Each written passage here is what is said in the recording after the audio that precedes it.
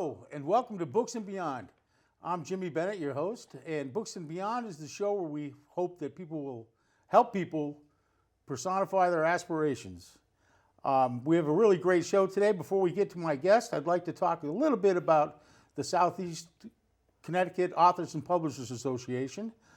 It's a great group for writers, illustrators, anybody that has anything to do with the written word or media. It's a nice networking, a great bunch of people, very inspiring and very helpful. We meet via Zoom right now every third Monday of the month, about 6:30. If you go to the Southeastern Connecticut Authors and Publishers Association Facebook page, the link is usually there. We love to see new people. We love to see the old people. So everybody, tune in, please, and check it out. Also, I'd like to say that as my show, I'd like to help authors and anybody else who's working in media or whatever get their word out or show their stuff. But not just writing. It could be anything from wool weaving to artistry to whatever. You can see my website, my email, authorchef@outlook.com. Please just send me an email and we'll, set something up.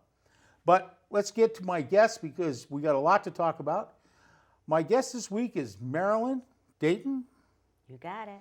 Author and mystery novelist. Yes. And proficient author and mystery novelist. But you know what? First, tell me a little about yourself. I mean, how did you get into writing? When did you start? When I could hold a pencil. Yeah. I've been writing all my life and also drawing all my life. So I naturally went into media, radio, television, ad agency business, and it all kind of came together. And so I finally came to Connecticut, and I couldn't figure out what I was going to do. How do you start a marketing and business consulting business like that in a new area? So what I did was, I did a little real estate so that I could get to know the area and meet people. And then I started working again on this. This is a genealogy book. This is just for sale for our family, but it's the first piece I finished after 50 years. My dad started it, and it was a labor of love. And so I got this published first, and then I kind of got bit by the bug, so to speak. So I decided, and story ideas, I've got a great imagination. It just kind of goes wild sometimes, and things just come to me. I think of something, and I go, ooh, that would make a good book. Then I decided, why not? So I took a book. Well, first of all, let me back up a little bit. I'm a marketing and business expert, okay? So naturally, when I publish something like this, I get a bookmark. Bookmark should go, and they're not very expensive, so you can kind of market yourself as you're marketing the book. And I give a lot of books away because I love writing because I'm supposed to be doing it. I'm supposed to be a storyteller, and I want people to enjoy it. Right. So I give a lot of books away. Yeah. What can I say? So what I do is I give it to them in a bag. This is my logo, and then this is another logo idea I picked up on Tom's Books and Things. Yep. I know it came from somewhere. Yep. There are also little shops out there, Books and Things. Oh. And then, the logo that goes with it, because that's the kind of thing I do. And so then I stuff it with books to give to people. The first book was this one, which is short stories I've written through the years, okay? And they're sci-fi, mysteries, that kind of thing. And then the next one was my life based on my blog. My blog was very well received because, well, first of all, because I talk about when I knew Elvis. Yeah. Everybody wants to know about that. So I thought, well, okay. I'm going to put each blog as a chapter in the book. So that was easy. And of course, a bookmark that goes with this, and it's also got the blog logo on it too. And then I just kept right on going. I put out there on Facebook, I said, anybody got, because Patty/Nanny and I, we have 3 generations that live together in our house, and it's magical. I mean, we're very blessed. We got a great family. So Nanny/Patty is my son-in-law's mother, and I am her daughter-in-law's mother. So that's the mom and dad in the house, and then 2 grandchildren that we have and we share. And the kids have said many times that Nanny and I should get a reality show because we're kind of crazy together, which is really kind of fun. But anyway, she is kind of my sounding board, my devil's advocate, and on occasion my muse, okay? Because she's an avid reader and I'm an avid writer, so the 2 of us together, it works really well. And if she doesn't like something I wrote, I actually listen to her and I take notes. So anyway, she and I were talking about weird things that have happened to us in life, ghosts, okay, believe it or not. So I put everything here in this book. There were people on Facebook that sent me messages that said, I don't talk about this much because I don't want people to think I'm crazy nuts, you know? So they felt good that I could put it in here and put their initials and then where they're from. Oh, nice. And so it's really kind of interesting. So those ideas you reach out to people and have people. Well, for this book, yeah, this is a conglomeration of those that I accepted. I didn't accept everybody because there were some stories that I don't really think this fits my book. Right. But I appreciated everything that everybody sent me. And then everyone that sent me a story got a copy of the book in the mail. And so naturally this one, Beyond, Tales from Life, Strange but True, another bookmark. So, obviously.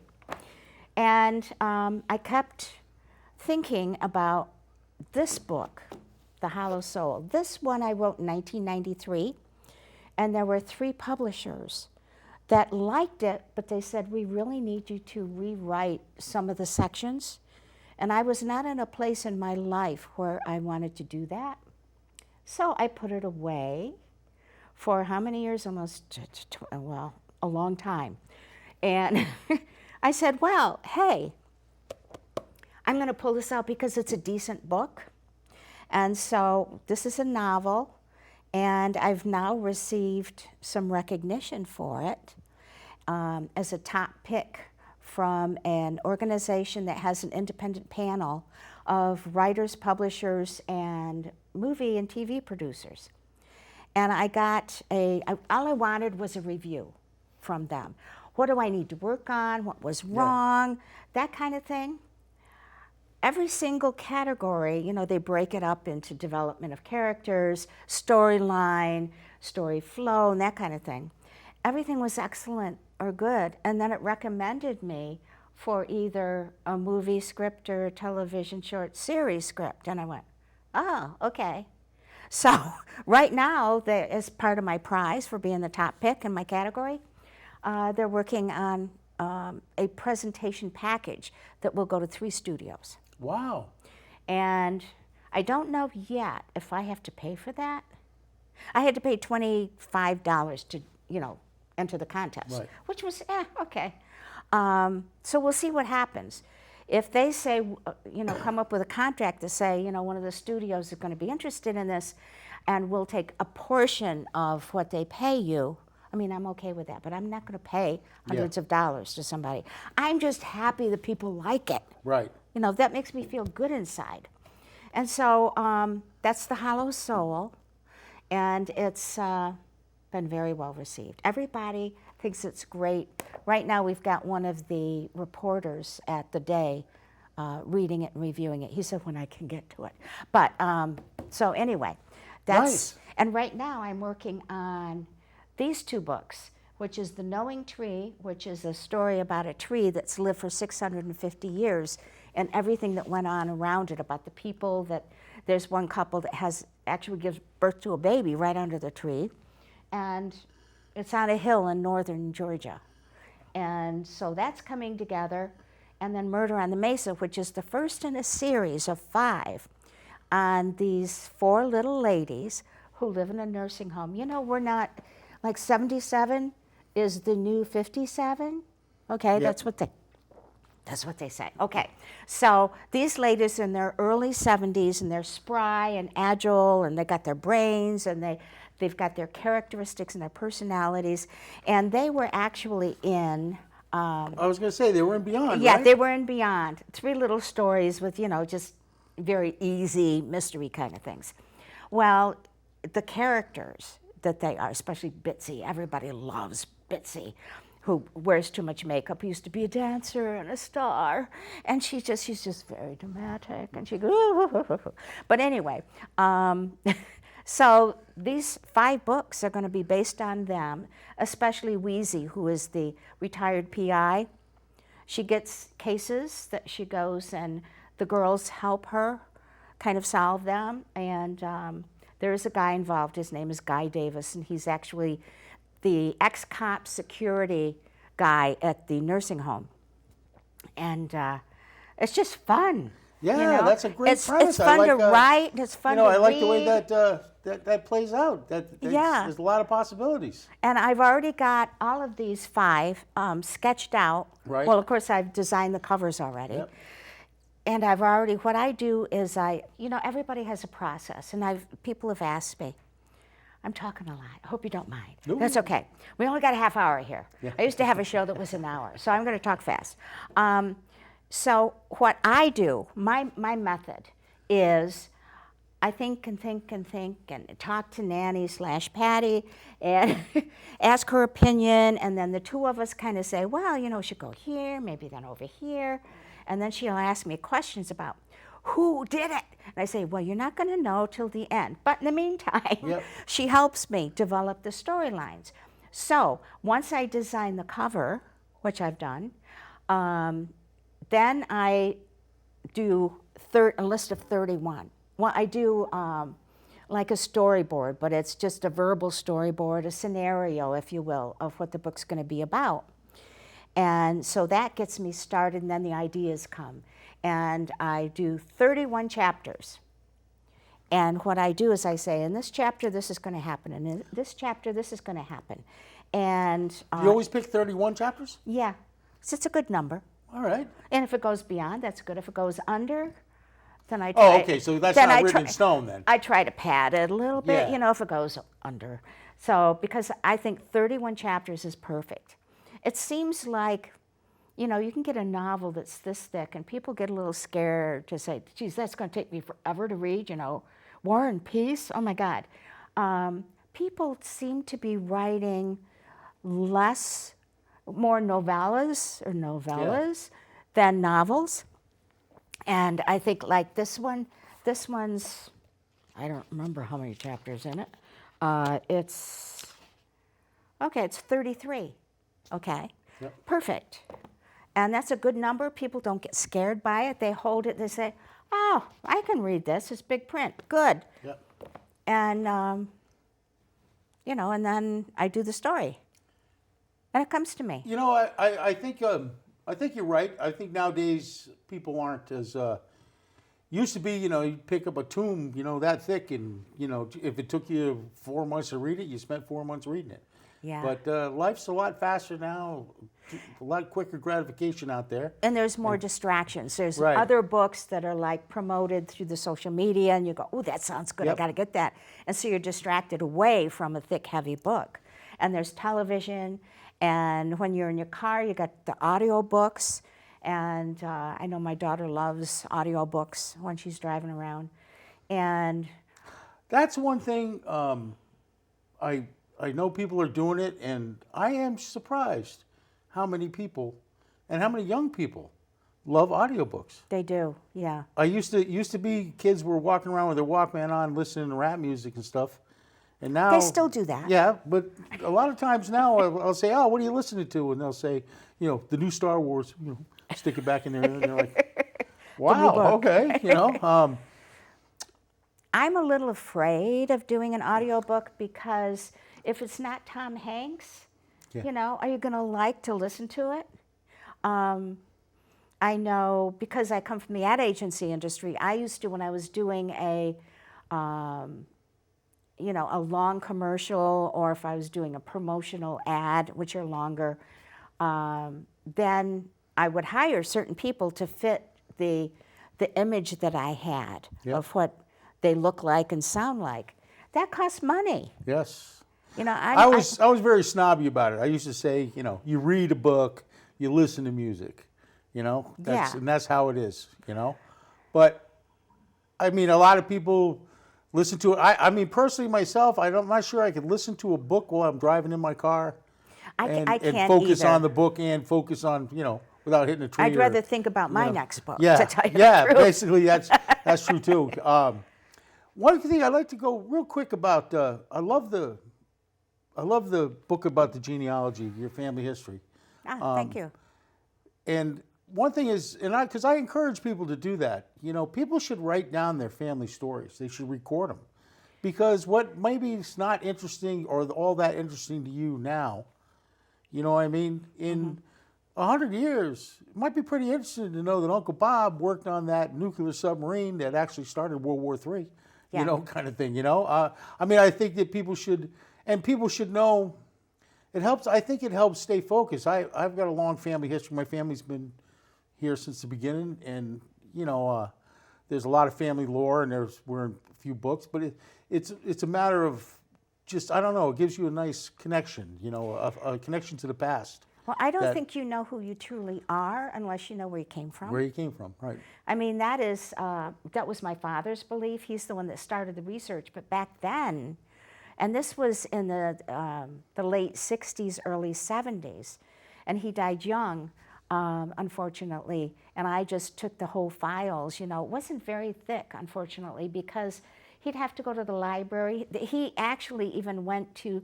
cemeteries and did rubbings and that kind of thing, which was kind of cool. Yeah.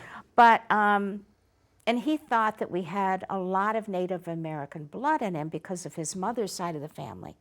Well, it turns out when I did, today, there's like 8 or 20 websites where you can, myheritagegeno.com, there's just Ancestry.com, and no more commercials here.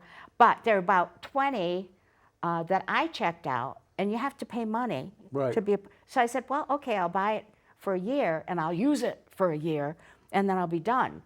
I ended up, it took me a little longer than that because we went way back. Right. Way back. We go back to Eric the Red and his brother Eric the Forester. And Eric the Red's son, Leif Erikson. Hey, gosh, we got an important family here. Yeah. And that's incredible. But that's wonderful that you I'm a Viking. Could trace it all back. Yeah. Yep. No wonder I'm a fighter inside. But anyway, it was so I've got Viking, I've got the Nordic history, and then I've got the English history because we fought with William the Conqueror and were given land, which was, not nice for the other owners, They just were given away to my family, several estates that are still there. And I want to go to England and see these estates, Kelvedon and Kilvestone, because they're still there today. And actually, I've got relatives that are buried in the cemeteries right there on that land. And there's even, my maiden name was Wright on my dad's side. And there's a Wright's Bridge, and there's just all of this stuff. Well, you might even run into some relatives, distant relatives. Oh, I'm sure. Over there. I'm sure. And I'll give them a book. Yeah. But I think it is important. So you got, now if I remember correctly, let me just check my notes real quick. You have 5 books on the burner for the Hightower series. Oh, 5, 5 in the works, yes. Yes. For the Hightower series, it's going to be, it's kind of, think of Hercule Poirot. Right. And Miss Marple. Yep. The same, not that I'm putting myself up there with Agatha Christie, but she is my mentor, so to speak. Right. I've read everything she's written, and I've seen, and even before I started writing these, I loved, my dad got me interested in mysteries. Right. With John Carpenter, Monkey on My Back, or whatever it was. Yeah. And I just love it. And I don't even know who done it, okay, until Right. towards the end. You know, that's the thing. I try to write in that same way. You know, I love the Agatha Christie, the Sir Arthur Conan Doyle. I love Poirot,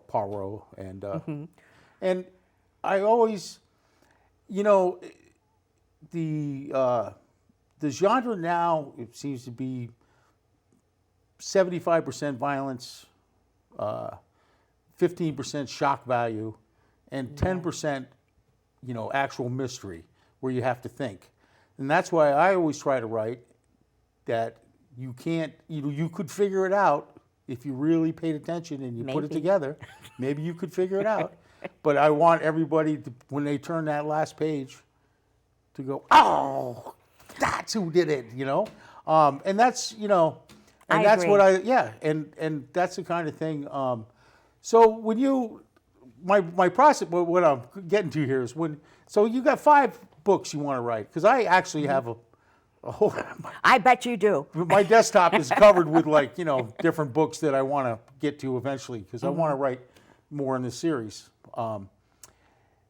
So how much of, like, you write out an outline, you were telling me about the storyboard, but when you have 5 stories going like that, do they have a thread that runs through them besides the characters? You know, Oh, is yeah. there a... Yeah, there are several threads that run through them. And it does make the reader think. And that's the whole idea. Everybody in my book, other than Wheezy and the girls and Guy, is a suspect. And the Okay. thing is, as she talks to them and you're reading about it, you go, he could have done it. That one could have done Yep. it. That one could have done it. Even though he loves her, he could have done it because maybe she did something. You know, the only one that's not a suspect is the victim. Right. And that's the way it should be. That's what I love about, like, Hercule Poirot, when he brings everybody in the room at the end, okay, which he usually does, Yep. and he points out how each and every one of them could have done it. Right. I love that. Yep. So each one of my books, well, so far, Murder on the Mesa, that one, he's going to do, well, Wheezy is going to do that at the end, okay?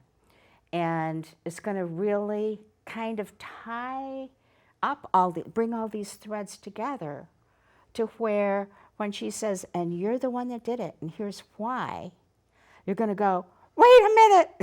Yeah. That one, no, this was, oh, no, rewrite that.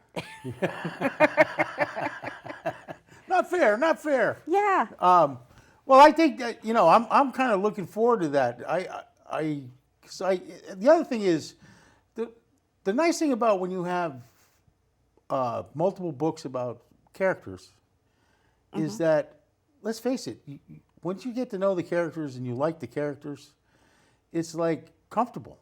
You know? It's comfortable because they're like friends, and Right. the next book brings your friends back. Right. Yeah. And, you know, it's kind of funny to, you know, I find myself, even when I read series, you know, wondering how, you kind of know how the characters may react to certain situations, and sometimes they fool you, which is always great. So that's, you know, that's a nice thing. Now, as far as, like, I see you have Murder on the Mesa, and a few other Faces of Murder. Is these all set in a certain area, or are you going to do a little traveling? Yes, some traveling. You mentioned that. The, Murder on High is going to happen in an airplane. Yep. Murder on Trial actually brings back a character that Wheezy and her husband helped put in jail, and now DNA evidence or what have you, which will come up, shows that maybe he didn't do it, maybe he was set up, and she goes, I've got to help him, okay? A Question of Murder, A Question of Murder is, okay, I might have gotten those confused. They're very similar, these two. The Murder on the Mesa happens in Arizona, on the edge of American Indian land and the victim's father's ranch. And so there's a question of who has jurisdiction, whether it's Flagstaff, Arizona police, whether it's the Navajo chief of police or the Hopi police. And so they're all kind of battling Right. for, who gets to solve it. Enter Wheezy. Yeah. Okay. She's hired by, right now, I think, the victim's father is going to hire her. One of these also is going to happen on a train that goes across the USA. The girls are all piled into the train, okay? And they're on an adventure. And they see these people that don't quite fit they may not be who they seem. And then suddenly the murders start happening. And Nanny/Patty and I are actually going to go on the train across the U.S. and take notes Oh, nice. about where things are going to Yeah. happen Yep. and what town they stop Yep. at to bring in the police and that kind of thing. So you got to do research. Oh, yeah. Each and every book, you Yep. have to do research. It's Yep. very important. This, I did a lot of research on the Hopi Indians, who I've been to see 5 times in my life. Loved Arizona and the Four Corners. Did you live in Arizona, or were you No, raised just there, kept or going just- back there. No. Just went to But visit? just Google anything. You can find out, not that I'm doing a commercial for Google, but you can Google anything. Yeah. And just take the facts and work them into your book. Yep. It'll make it more believable, and it will also make it feel more real to you.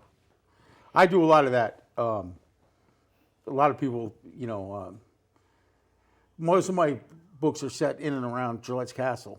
So, Oh, yeah, of course, yeah. and a lot of people said, "Oh, you must have went out there." I said, "Well, actually, before I wrote the first book, I hadn't been there in about 30 years. I was there when I was Did a it kid." change much? Not Probably much. not. Not much. Still the same stone heap it always was.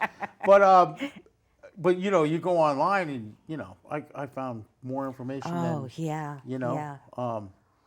And that's what happens a lot of times when I'm doing research, and I'm sure the same with you. I'm doing research on one book, and all of a sudden some fact comes up or some interesting story comes up, and you go, "Ooh, that's That makes another another one. book. That's another Yeah, one right exactly, there." So, exactly. well, yeah. I wish you all the luck in the world with this. I'm really looking forward to the first Hightower series coming out. Thank you. It I won't really be long. am. I want to. I love that idea, and Thank we'll you. see I how that appreciate works that. out. And good luck with your books too, with your Well, thank you. pile of books on your desk. yeah, I just keep piling them up. It's a good thing now. Things are starting to open up a little bit. Hopefully, we'll get back out and start doing book signings again. Go out. That's one thing I really Yeah. miss. It's. I'm obviously, not going to be living in Beverly Hills next year on my book sales, but, I love to meet people. I love to sit at that chair all day. I can sit there for 8 hours. Oh yeah, and that's just the people fun watch of it. and meet people and talk to people and, and I miss that very much, and I'm really looking forward to that. Well, I'll probably be seeing you out there. I hope because, so. I used to do the marketing for authors like you that went out to those, and I get them prepared, kind of like this Yeah. kind of thing. And so now I'm ready to go out there for these signings. Well, good. So. Well, you'll have to jump in on Kappa and. Well, I used to be a member of C Kappa. Okay. Southeastern Connecticut. Yeah. And I did the website and all of that kind of thing. Oh, and all right. I've got to rejoin. Yep. Okay. Yes. Okay. As an author now. Well, like I said, just go to the Facebook page. The third Monday of every month around 6:30, 7 o'clock. It's usually 6:30, I think now. And Well, can't you go on a location now? no, could go- no? well, I'm hoping we can because it's starting to get there. Well, actually, Frank's throwing us out of here, so. Yes, he is. I want to thank you very much for coming on the show today. It was a great show. It was Thank great you, to, Jimmy. I to listen to appreciate you, it. and we'll be looking forward to it. And you'll be back. Thank you. All right, take care. You too. All right, that's it for today, folks. Take care. This is Books and Beyond with Jimmy Bennett.